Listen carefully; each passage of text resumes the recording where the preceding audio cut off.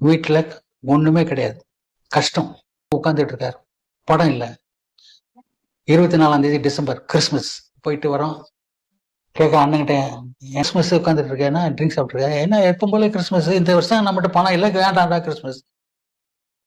கதவு டக்கு டக்குன்னு சத்தம் கேட்குது. போய் பார்த்தா பாபு சார் இருக்காங்களா, மலையாளி மாதிரி விளையாடின்னு இருக்காரு, கையில ஏதோ பார்ட்ஸ் வச்சிருக்காரு, கிஃப்ட் கிறிஸ்துமஸ் கொண்டிருக்காரு போல இருக்கு, ரசிகன் மாதிரி இருக்கு, வந்த வரைக்கும் வாங்கிட்டு அனுப்பி வைங்க அப்படின்னு.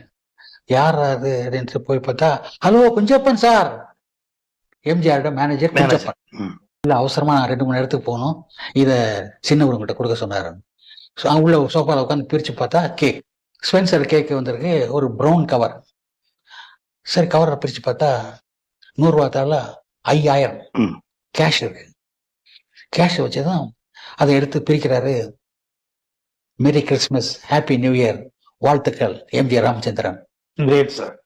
கிறிஸ்துமஸ் பாபு வீட்டுல இன்னைக்கு அவனுக்கு படம் இல்ல, சான்ஸ் இல்ல, நம்மள கேவலமா பேசினான், இருந்தாலும் அவன் வீட்டுல விளக்கு ஏத்தணும் அப்படின்னு 5000, அந்த காலத்து 5000 இன்னைக்கு எவ்வளவு வச்சான். அண்ணன் போன் எடுத்தார், போன் பண்ண எம்ஜிஆர் பேசினார். எம்ஜிஆர் கிறிஸ்துமஸ் வாழ்த்துக்கள், நியூ இயர் வாழ்த்துக்கள், நாளைக்கு ஷூட்டிங் வந்துரு அப்படின்னாரு. ஷூட்டிங்கா?